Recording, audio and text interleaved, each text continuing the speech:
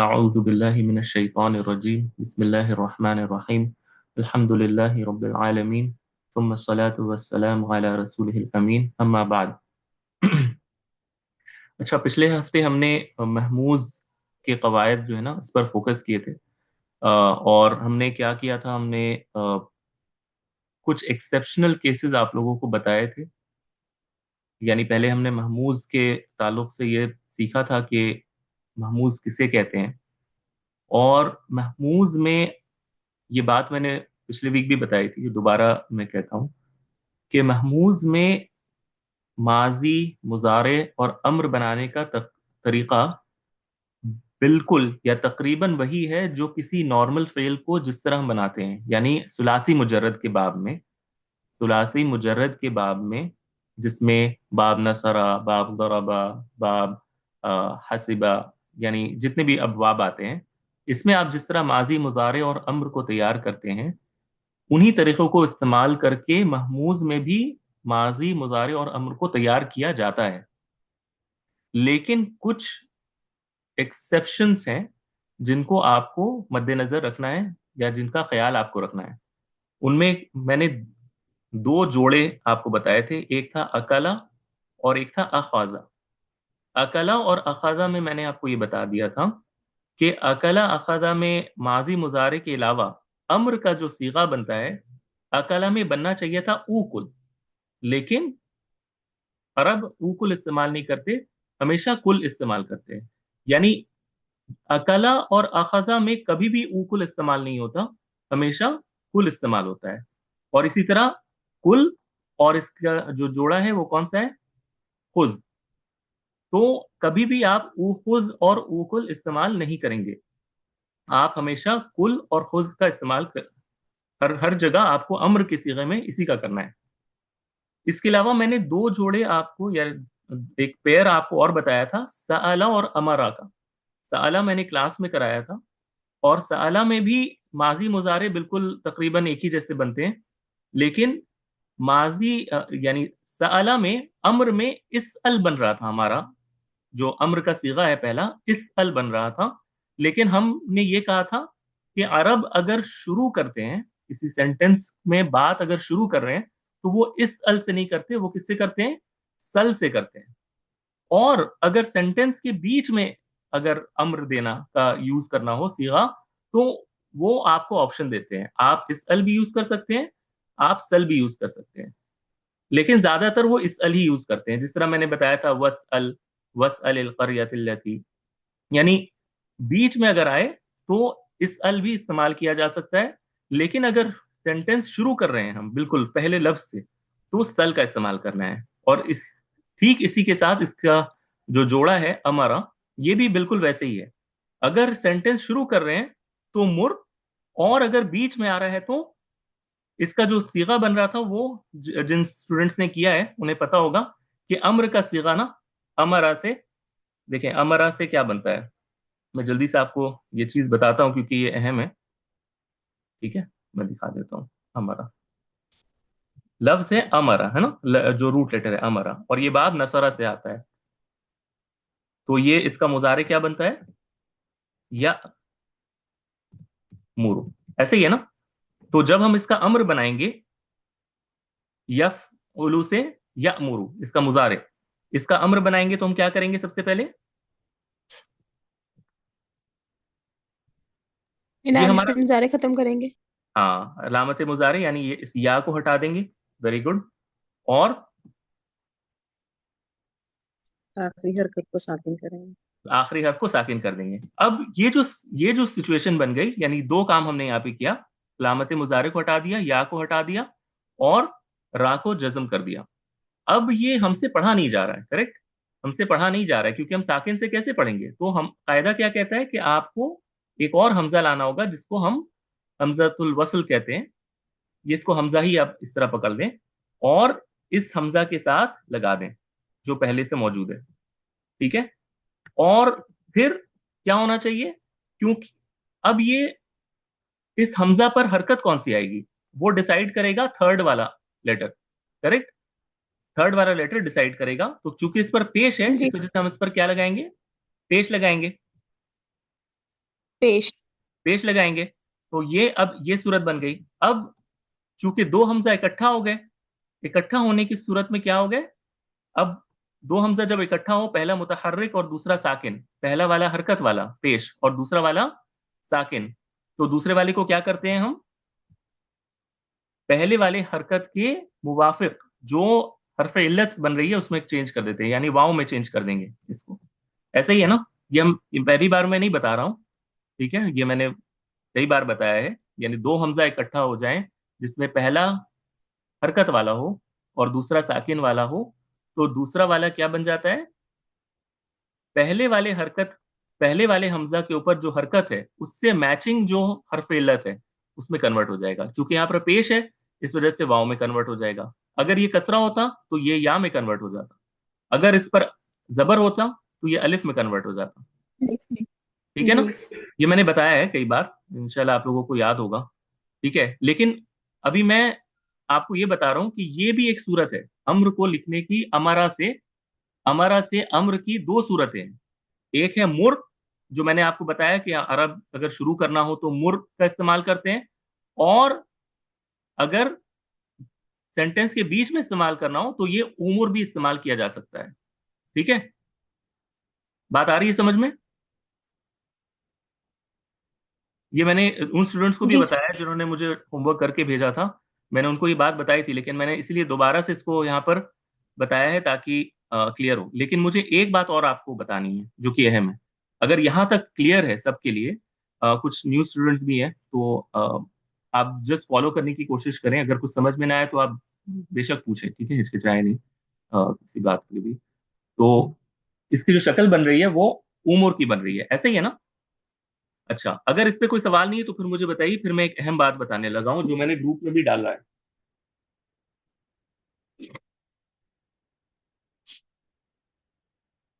जी, मैं आगे बढ़ सकता हूँ? जी सर। जी कोई। अच्छा, ठीक है।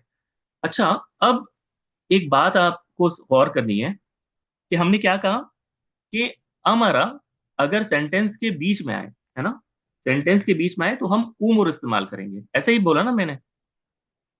अब इमेजिन करें कि लफ्ज स्टार्ट हो रहा है इस तरह, व, और इसके बाद मुझे कहना है उम्र, ऐसे ही है ना?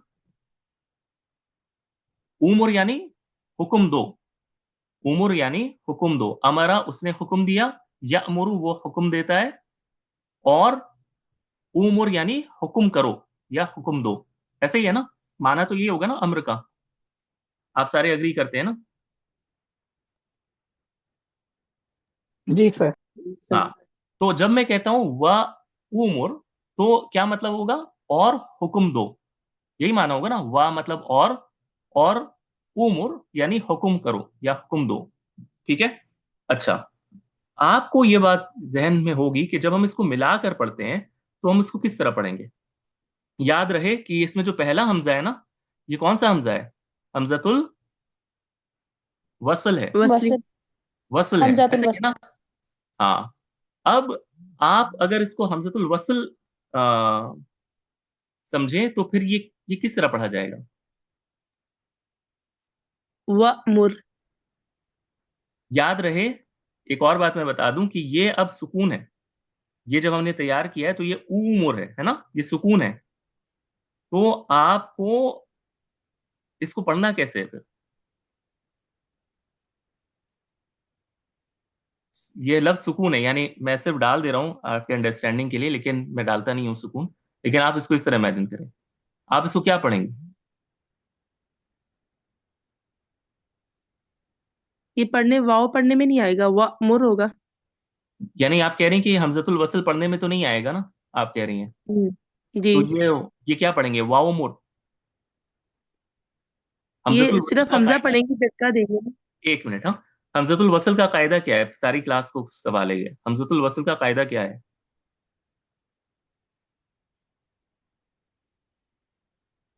दरमियान ये कलाम में वो हज़फ हो जाता है। हाँ, दरमियान कलाम में उससे पढ़ा नहीं जाता। अगर इससे शुरू कर रहे हैं तो हम पढ़ेंगे हमजा को, और अगर सेंटेंस के बीच में आता है तो इस हमजा को पढ़ा नहीं जाता। इसको हमजतुल वसल कहते हैं जी। तो अब अगर हम इसको मिलाकर पढ़ रहे हैं तो हम इसको क्या पढ़ेंगे? इस हमजा को पढ़ेंगे, व उमूर पढ़ेंगे, व उमूर नहीं। नहीं पढ़ सकते ना। तो इस हमजा को तो हमें ड्रॉप करना होगा। ड्रॉप यानी इमेजिन करना होगा कि जैसे इसका एग्जिस्टेंस ही नहीं है, ये इसका वजूद ही नहीं है। अब हमें इस वाव, जो हमजा के बाद वाव है, इस पर फोकस करना है, राइट? तो अब हम जब वाव पर फोकस करेंगे तो ये तो साकिन है, तो फिर हम जब मिलाकर पढ़ेंगे तो उसे किस तरह पढ़ेंगे? ये नहीं पढ़ने में आ रहा सर। क्योंकि ये मद वाला हर्फ है। ये वाव असल में मद वाला हर्फ है, ये अपने पिछले का मोहताज होता है। ऐसे ही है ना? ये अपने पिछले का जी। मोहताज होता है। तो अब ये बेचारा पिछले का मोहताज है, और इससे पहले कोई चीज इसको सपोर्ट नहीं कर रही। तो वो क्या कहते हैं सर्फ वाले, कि ऐसी सूरत में आपने जब ये बनाया था ना, ये वाला सीगा, तो इससे पहले आप इस सिचुएशन पे थे, राइट? आपकी सिचुएशन ये बनी हुई थी। जब आपने इसको कन्वर्ट किया, आप इस सिचुएशन को लेकर आ जाएं और इससे पहले वाव को इमेजिन करें। ठीक है? अब ये हमजा हमजतुल वसल है। ये हमजतुल वसल है ना? ये वाला हमजा जो हमने पहले डाला था यहां पर, एक और हमजा, ये तो हमजतुल वसल था ना। जी फिर सर। बाद में हमने इस दूसरे वाले हमजा को इसके मुवाफिक जो है वाव में कन्वर्ट कर दिया था, लेकिन ये पहला वाला हमजा हमजतुल वसल है, तो अब हम इसे नहीं पढ़ेंगे। लेकिन अब इसके बाद जो लफ्ज है वो अभी भी हमजा की शक्ल में ही है, यानी हमने उसको वाव में कन्वर्ट नहीं किया है, हमने उसको हमजा की ही सूरत में रखा है। अब ये क्या पढ़ा जाएगा?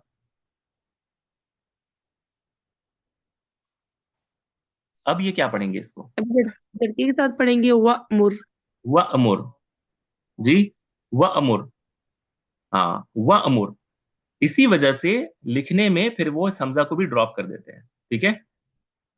इस हमजतुल वसल को भी वो ड्रॉप कर देते हैं, और ये बन जाता है व अमुर। व अमुर। ठीक है? ये मैंने आपको इसलिए बताया है कि कुरान मजीद में और हदीस वगैरह में आपको ये चीज मिलेगी। यानी हमने सीगा बनाया था उमुर, लेकिन मजबूरन उन्हें ये सूरत इख्तियार करनी पड़ती है, व अमुर।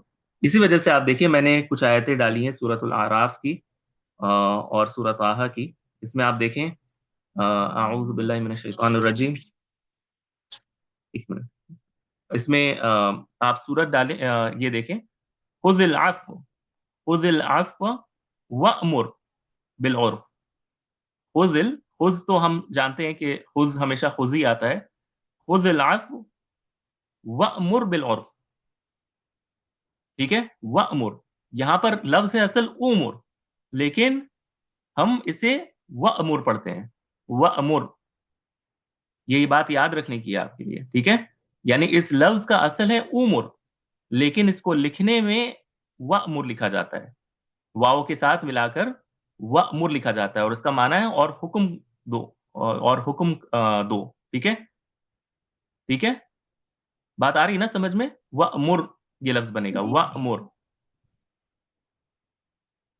मेरी बात वाज़ेह है या इसमें कंफ्यूजन है? जी क्लियर है सर। इसी तरह आप देखें सूरत आहा में, वअमुर अहलका बिस्सलाह, और अपने घर वालों को नमाज का हुक्म करो या हुक्म दो। वअमुर, वअमुर। ठीक है? तो ये बात आपको जहन में रखनी है कि हमारा, जब आप अमरा का जो सीगा है ना, ये जब सेंटेंस में बीच में आता है और अम्र का सीगा आता है इसका, तो ये उमुर के शक्ल में नहीं आता, बल्कि हमजा और मीम और रा इस तरह आता है। हमजा साकिन, मीम और रा। और ये इस वजह से है जो मैंने आपको बताया, कि ये पढ़ने में नहीं आ पा रहा होता है। अगर इसको असल हालत में रखा जाए और मिलाकर पढ़ा जाए, तो इस हमजतुल वसल की वजह से प्रॉब्लम होती है। इस वजह से उसको वो वापस हमजा में कन्वर्ट कर देते हैं, उस वाव को वापस हमजा में कन्वर्ट करके वह अमूर पढ़ते हैं। ठीक है? ये बहुत अहम बात है। मुझे ये रियलाइज हुआ कि मुझे आप लोगों को ये बात बतानी चाहिए, क्योंकि ये अहम बात है। वाज़ेह है अभी? जी सर। ठीक है ना? तो अब हम आगे बढ़ सकते हैं नेक्स्ट टॉपिक पर, जो हमारा आज का टॉपिक है इंशाल्लाह। सर एक बात पूछनी थी। जी। सर ये आपने जो इस अल लिखा हुआ है, ये सल कैसे बनेगा? ये इस अल सल, यानी ये अरब इसी तरह इसको इस्तेमाल करते हैं, यानी लफ्ज तो है इस अल, लेकिन यानी वो जो है ना, जब ये वाली सूरत आती है ना, ये सूरत जब बनती है ना, जिससे हम फिर हमजतुल वसल लगाकर इसल करते हैं, यहीं पर वो थोड़ा सा इसमें क्या करते हैं, इस हमजा पर जो जबर है ना, इसको सीन पर ट्रांसफर कर देते हैं और इस हमजा को अलिफ बना देते हैं, सॉरी इस हमजा को ड्रॉप कर देते हैं, सॉरी इस हमजा को ड्रॉप कर देते हैं, यहीं पर वो सल बन जाता है, यानी वो यहीं पर थोड़ी सी तखफीफ कर देते हैं, तो ये सल की सूरत इख्तियार कर लेता है। यानी नॉर्मल से वो हटकर एक्सेप्शनल इस्तिस्ना की सूरत लेकर इसल नहीं बनकर सल बन जाता है। ठीक है, इसी तरह ये वो उमर जो है ना, वो उमर यहाँ पर ये जो सूरत बन रही होती है ना, ये यहाँ पर जब हमने जज्म दिया और पहले हरफ मुजारे को गिरा दिया, अब ये चूंकि हमजा साकिन होता है तो वो इस हमजा को भी ड्रॉप कर देते हैं यहीं से, तो ये मुर बन जाता है। तो ये एक्सेप्शनल केसेस हैं, यानी इस्तिस्नाई सूरतें हैं। ये आमतौर पर इतना डिटेल आपसे यानी एग्जाम वगैरह में नहीं पूछी जाती। ये आपको इसी तरह मान लेना है कि अरब जो है ना वो सअल, यानी सअला से इसअल और सल दोनों बनाते हैं। सल अगर शुरुआत में आए तो सल, और बीच में आए तो इसअल भी इस्तेमाल किया जा सकता है। यानी ऐसा नहीं है कि इस बीच में आए तो आप सल इस्तेमाल नहीं कर सकते, बल्कि आप इस आपके पास इख्तियार है, लेकिन ज्यादातर इसअल ही इस्तेमाल होता है। ठीक है, इसअल। ठीक है, अभी वाज़ेह है? जी सर। Okay, alright. तो अब हम चलते हैं आज के टॉपिक पर। आज का हमारा टॉपिक है मुदाअफ। मुदाअफ, ठीक है। मुदाअफ आपको याद होगा कि मुदाअफ कौन सी सूरत होती है, फेल फेल की कौन सी कैटेगरी को हम मुदाअफ कहते हैं। मुदाअफ, फेल में किसी फेल को मुदाअफ कब कहा जाता है? जब इसमें जब इसमें एक किसी को चीज याद के है? दो लेटर। जब इसमें रूट लेटर कोई है, हाँ, रूट लेटर किया में, जाता है। हाँ जिस तरह अजीम ने लिखा, तकरार होती है या फिर रेपिटेशन होता है, तो इसको मुदाफ कहते हैं। यानी एक ही रूट लेटर का दो बार आना, यानी एक से जायद बार आना, इसको कहते हैं मुदाफ। अब ये मुदाफ की सूरत जो है ये सुलासी और रुबाई दोनों में आते हैं। जैसे मैं लिखूं, ये मैं सुलासी की मिसाल दे रहा हूं, ठीक है, जिसमें थ्री लेटर्स होते हैं। जैसे मैं लिख कहता हूं मीम दाल दाल, अगर ये थ्री रूट लेटर्स आ रहे हैं, ठीक है, ये तीन हरूफ असली आ रहे हैं किसी वर्ड में, किसी फेल में, तो इसको हम क्या कहेंगे? मुदाफ कहेंगे। इसी तरह रुबाई में, यानी जिसमें चार रूट लेटर्स आते हैं, ठीक है, इसमें अगर आप देखें तो फर्स्ट और थर्ड लेटर जो है ये रिपीट हो रहे हैं। ठीक है, फर्स्ट और थर्ड रूट लेटर रिपीट हो रहे हैं, जिसमें फा और, यानी फा उल कलिमा, देखिए फा उल कलिमा और लाम उल कलिमा रिपीट हो रहे हैं, जाए। ठीक है, इसको भी क्या कहते हैं? और इसमें आइनुल कलिमा और जो दूसरा वाला लामुल कलिमा है, यानी इसमें चार कलिमा है ना, फाउल कलिमा, आइनुल कलिमा, लामुल कलिमा और फिर लामुल कलिमा। आपको पता है ना ये कि हम कैसे कहते हैं? जब चार रूट लेटर्स हो तो हम पहले वाले को फाउल कलिमा कहते हैं, दूसरे वाले को आइनुल कलिमा, थर्ड को लामुल कलिमा, और फिर इसके बाद जितने भी आते हैं उसको हम लाम ही कहते हैं। यानी पहला वाला, ये पहला वाला लामुल कलिमा है और ये दूसरा वाला लामुल कलिमा है, ऐसे ही है ना जी। तो रुबाई में भी मुजाफ होते हैं और उनकी सूरत ऐसी होती है जैसे जाए और लाम, और जाए और लाम। ठीक है, इसी तरह ये देख लें, वाव सीन, जिससे वसवसा बना है, जलजला, वसवसा। तो इसमें क्या है? फा फाउल कलिमा और लामुल कलिमा पहला वाला ये सेम होते हैं, और आइनुल कलिमा और दूसरा वाला लामुल कलिमा सेम होते हैं। तो ये मुजाफ की सूरतें हैं, यानी मुजाफ रुबाई में भी आते हैं और मुजाफ सुलासी में भी आते हैं। थ्री लेटर्स वाले रूट वर्ड्स में भी आते हैं और फोर लेटर वाले में भी आ सकते हैं। ठीक है, हमारा जो आज का फोकस होगा वो सिर्फ सुलासी पर होगा, क्योंकि रुबाई वगैरह में कोई खास रूल आपको नहीं, आपको जानना है जिस तरह नॉर्मल फेल तैयार होते हैं वैसे ही ये तैयार होते हैं। वो इंशाल्लाह जब वो सूरतें आएंगी तो हम उनको डिस्कस कर लेंगे। यानी उनमें कोई खास कोई कायदा नहीं है जो आपको मुझे बताने की जरूरत है। लेकिन तुलासी में जो 3 लेटर्स वाले होते हैं, इनमें जब फेल को तैयार किया जाता है तो किन बातों का ख्याल रखना जरूरी है, ये हम आपको इंशाल्लाह भी बताएंगे। ठीक है। तो सबसे पहली चीज सबसे पहली चीज जो हमें जानना है वो इदगाम का कायदा जानना है। इदगाम, कि इदगाम किसको कहते हैं? इदगाम कहते हैं दो चीजों को मर्ज कर देना या मर्ज मिला करना, देने। जी, मर्ज करना। जी, मर्ज करना, मिला देना। इदगाम कहते हैं मिला देने को, मर्ज कर देने को कहते हैं इदगाम। अच्छा, अब अरबी जुबान में वो इदगाम किस लिए करते हैं? इदगाम आम तौर पर अरबी जुबान में या किसी भी जुबान में इसलिए किया जाता है, क्यों? ताकि तकरार से बचा जाए। यानी कोई चीज बार बार एक ही जैसी चीज को 2 बार ना कहकर एक ही बार में अदा कर दिया जाए। ठीक है। जैसे हम कहते हैं इंग्लिश में, जैसे मैं आपको बता रहा हूं, अ,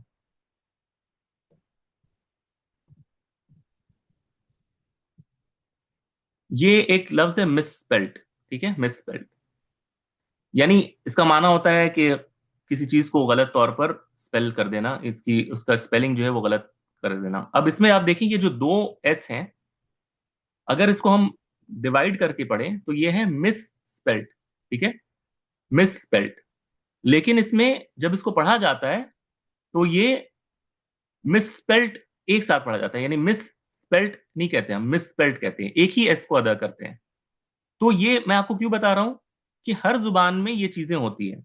हर जुबान में ये चीजें होती हैं कि अगर कोई चीज दोहराने की सूरत आ जाए तो उसको दोहरा कर एक ही बार उस हर्फ को अदा करने की कोशिश की जाती है।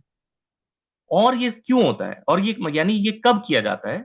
जब वो 2 लेटर्स बिल्कुल एक जैसे हों। एक सूरत तो ये हुई, जैसे हमने देखा ना कि एस और एस एक साथ है, तो हमने क्या किया, दोनों एस को कंबाइन करके सिर्फ मिस स्पेल्ट पढ़ा। ठीक है, मिस स्पेल्ट। लेकिन कभी ऐसा होता है कि कोई 2 हर्फ या 2 लेटर्स करीब करीब होते हैं। ठीक है, करीब करीब होते हैं, तो इनमें कुर्बत की वजह से, करीब होने की वजह से इदगाम कर दिया जाता है, दोनों को मर्ज कर दिया जाता है। ठीक है, जैसे आ, जैसे कि मैं लिखूं, अगेन ये बहुत वेग मिसाल है, लेकिन लफ्ज आप देखिए इंग्लिश का है, लफ्ज थंब, अंगूठे को कहते हैं।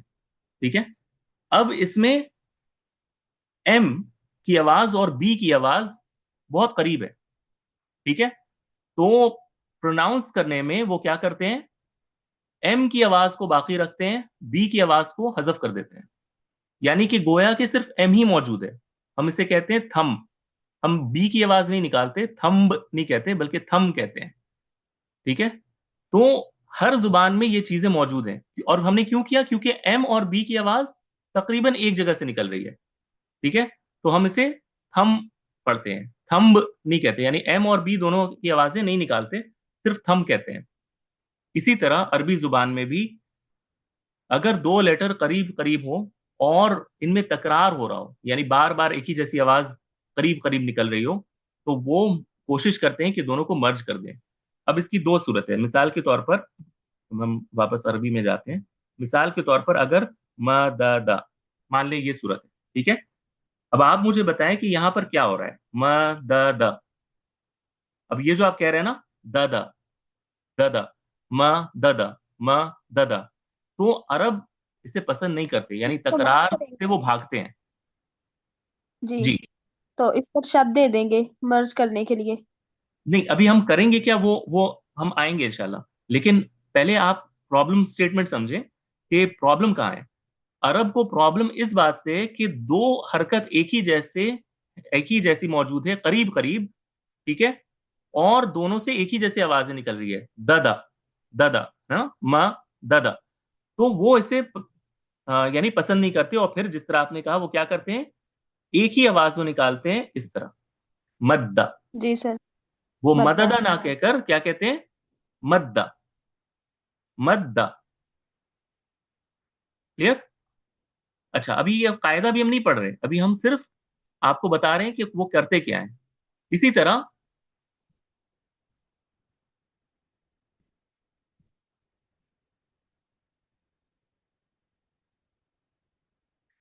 अच्छा अब ये देखिए हमने क्या लिखा है, मन या अमलू, मन या अमलू।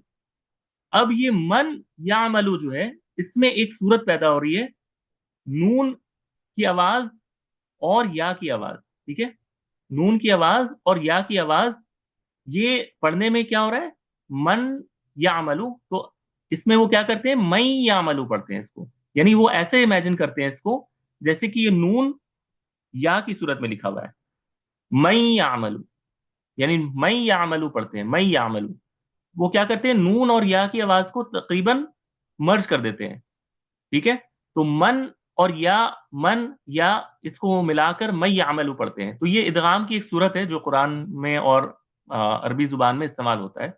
मन या अमलू नहीं कहते, वो मई या अमलू कहते हैं, मई या अमलू। ठीक है, तो ये एक इदगाम की सूरत है, यानी वो आसानी के लिए कि तकरार ना हो, और अगर दो हर्फ काफी करीब हो, मुतजानिसैन हो, या करीबुल मखरज हो, या जिस जिस पॉइंट से उनको अदा किया जाता है अगर वो काफी करीब हो, तो वो कोशिश करते हैं कि वो मिल जाएं। ठीक है, एक जैसे हो जाएं। तो ये सूरतें वो इख्तियार करते हैं आसानी के लिए।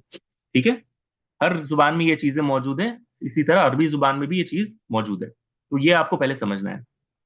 अब कायदा क्या है, अरबी जुबान में हम जिस कायदों को पढ़ेंगे, क्योंकि हमारा टॉपिक सर्फ है, और सर्फ में भी खास चूंकि हम मुज़ाफ का कायदा पढ़ रहे हैं, सबसे पहली चीज आपको ये याद रखनी है कि अरबी जुबान में अगर दो हर्फ एक जैसे हों, और सॉरी, और दोनों पर हरकत मौजूद हो, तो वो दोनों को मर्ज कर देते हैं। जिस तरह हमने देखा, दाल और दाल को वो मर्ज कर देते हैं, यानी एक को वो साकिन कर देते हैं बेसिकली, और दूसरे को बाकी रखते हैं इस तरह। एक को वो साकिन कर देते हैं और दूसरे को बाकी रखकर इस तरह बना देते हैं, मद्दा। यानी मद अदा से पहले वो एक को, हर जो मैंने कहा ना कि दो एक ही जैसी हरकत निकल रही है, तो एक को वो साकिन कर देते हैं, यानी वो कहते हैं कि तुम खामोश हो जाओ, तुम दादा की आवाज नहीं निकालो, तुम एक को साकिन कर लो, तो वो कहते हैं मद। और फिर अगली को कहते हैं दा, तो ये क्या बन जाता है, शद्दा की सूरत बन जाती है, मद दा। और इसी को हम बेसिकली, इसी को हम मद्दा की सूरत में लिख रहे हैं। वाजे, वाजे है? जी सर। जी सर। इसी तरह अगर कोई सूरत इस तरह बन जाए, यम, अभी हम सिर्फ समझ रहे हैं कि वो करते क्या है, यम दूदू।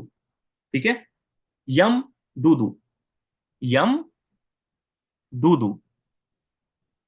ठीक है, अगर ये सूरत है आपके सामने, अब इसमें भी दो हर्फ एक जैसे आ गए, दोनों पर हरकत एक ही जैसी मौजूद है, तो वो क्या करेंगे, इसको साकिन करने की कोशिश करेंगे और इसको बाकी रखेंगे। ऐसे ही है ना, जैसे हमने पहले देखा, इसको साकिन कर, पहले वाले दाल को साकिन करने की कोशिश करेंगे और दूसरे वाले दाल को बाकी रखेंगे, करेक्ट। लेकिन अगर ये सूरत कर दी जाए तो हमारे पास दो साकिन इकट्ठा हो जाएंगे ना। अगर हमारा जो रूल, हमने क्या कहा कि अगर दो एक ही जैसे हरकतें आ जाएं तो एक को हम साकिन कर देते हैं, है ना, क्योंकि अरब इससे भागते हैं, इससे बचते हैं। तो हमने भी वही कायदा यहां पे भी अप्लाई किया, यम दुदू में हमने दाल को क्या किया, आप, साकिन। हाँ कोई भी एक आप मुझे, आप लोगों में से ना बोले, ताकि मुझे समझ में आए कि आपको समझ में आ रहा है कि मैं क्या बता रहा हूँ। ठीक है, तो हमने साकिन कर दिया। लेकिन अगर हम सिर्फ इसे साकिन कर देंगे तो मसला क्या होगा, दो साकिन इकट्ठा हो जाएंगे, ये मीम और दाल इकट्ठे हो गए ना, अब इसको आप पढ़ेंगे कैसे? बात आ रही है समझ में जो मैं कह रहा हूं? जी। तो जी वो सर। तो वो कहते हैं कि अब हमें हमारा दो अब टारगेट है। एक तो उस हरकत से बचना भी है, रिपीटेशन से, यानी दू दू की आवाज से बचना है, और दूसरा हमें इल्तिकाउ साकिनैन से भी बचना है, दो साकिन इकट्ठे होने से भी बचना है, नहीं तो मसला हो जाएगा। और ये हरफ इल्लत तो है नहीं कि जिससे हम ड्रॉप कर दें। अगर ये हरफ इल्लत वाला मामला होता तो हम किसी को ड्रॉप कर देते हरफ इल्लत को, लेकिन यहाँ पे तो हरफ इल्लत है भी नहीं। अब हम क्या करें? तो वो कहते हैं कि अगर हम इस दाल पर जो पेश है इसको मीम पर ट्रांसफर कर दें, इस दाल पर जो पेश है इसको मीम पर ट्रांसफर कर दें, तो हमारे दोनों टारगेट पूरे हो जाते हैं। एक तो ये दाल और दाल पर एक जैसी हरकतें ये भी बच जाती हैं, और दो साकिन इकट्ठा होने से भी बच जाते हैं। तो ये सूरत क्या बन जाती है? यम यमुद दू, और इसको फिर इस सूरत में लिखा जाता है यमुद्दू। देखें ये क्लियर है कि नहीं? जी सर क्लियर। ठीक है, तो ये मद्दा और यमुद्दू, ये दो सूरतें हमारे सामने बन रही हैं। ठीक है, अब हमने जब ये सीख लिया, अब मैं आपको ये लफ्ज दे रहा हूं, अब हम साथ में मिलकर बनाएंगे। ठीक है, अच्छा।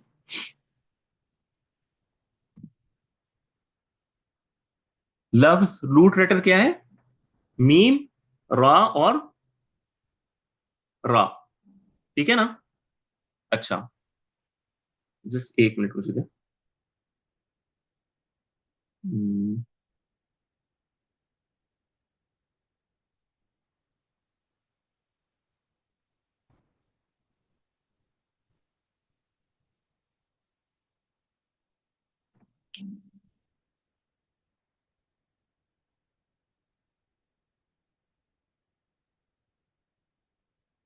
जी, तो सबसे पहले हम माजी बनाएंगे। ऐसे ही है ना, हमेशा पहले हम माजी बनाते हैं, यानी हमारा टारगेट हमेशा क्या होगा? माजी, मुजारे और अम्र बनाना है।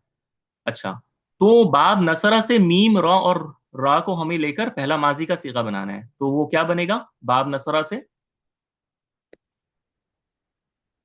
मरवा। म- पहले पहले मरारा। पहले हाँ, बिल्कुल पहले हमेशा मरारा। हाँ, पहले आंसर नहीं बताना है, क्योंकि फिर क्लास में तो फिर सबको समझ में नहीं आएगा कि क्या हुआ। तो नसरा से म र र। अगर फॉन्ट छोटी दिख रही है तो मुझे बताइएगा, फिर मैं बड़ा करने की कोशिश करूंगा। ठीक है, अच्छा, अब ये मर्रा हो गया, तो हम इसे अब क्या लिखेंगे? सिर्फ क्या लिखेंगे? मर्रा, जिस तरह हमने मदादा से मद्दा बनाया था, मर्रा से मर्रा। वाजे? जी अच्छा, सर। जी। अब अगला सीगा फिर क्या बनेगा? अगर मर्रा पहला सीगा है तो फिर मर्रा, फ़अला, मर्रा, है ना? मरकू। हम्म, मर रू। किसी को ऐसा तो नहीं है ना कि समझ में नहीं आ रहा है? कोई है क्लास में जिनको समझ में नहीं आ रहा है कि क्या हो रहा है? हम फेल माजी के सारे सीगे तैयार कर रहे हैं। हमने पहले अलिफुल इस्नैन को लगाया दो को बताने के लिए, मर्रा यानी मर्रा। अच्छा, मर्रा का माना होता है गुजरना, सॉरी मैंने ये नहीं बताया। मर्रा यानी वो एक मुजक्कर गुजरा, मर्रा। फिर मर्रा, वो दो मुजक्कर गुजरे। ठीक है, और मर्रू वाउल जमा हमने लगाया, और साथ में अलिफुल फारिका भी लगाया। मर्रू यानी वो सारे गुजरे। ठीक है, अब मुझे कहना है वो एक मुअन्नस गुजरी, तो मैं क्या करूंगा? मर मर्रत। मर्रत। ठीक है, मर्रत, वेरी गुड। और मर्रता। मर्रता, वेरी गुड। मर्रता हो जाएगा। अच्छा, फिर अब मर्रा। हाँ, अब यहां पर कायदा आपको जानना है। कायदा यह है कि मुदाफ में, सुलासी मुजर्रद में, माजी के उन सीगों में इदगाम नहीं किया जाता जिनमें या तो नून नस्वा आते हैं। फिर से सुनिएगा, माजी में, सुलासी मुजर्रद में, किसके अंडर में? मुताफ के कंडीशन में हमने अभी तक इदगाम करा है, जितने जितने भी सीगे तैयार किए। लेकिन इदगाम उन सीगों में नहीं होता माजी में जिसमें नून निस्वा आए या फिर इनके साथ कोई जमीर जुड़ी हो जो बारिज हमें वाज़े तौर पर, यानी यानी वो जमीरें जो अलिफ के अलावा हो, आप इनके ऐसे समझ लें, वो जमीरें जो अलिफुल इस्नैन के अलावा हैं और नून निस्वा, ये इन सारे सीगों में इदगाम नहीं किया जाता। यानी जब आप ये वाला सीगा बनाएंगे तो आप इसके साथ नून निस्वा आपको जोड़ना है ना, लेकिन नून निस्वा में शर्त क्या होता है कि इसके पहले वाला साकिन होता है। आपको याद है ना, फाअलना की सूरत बनती है, फाअलना, फाअलना, यानी इसकी सूरत जो ओरिजिनल पैटर्न है वो क्या है, फाअलना।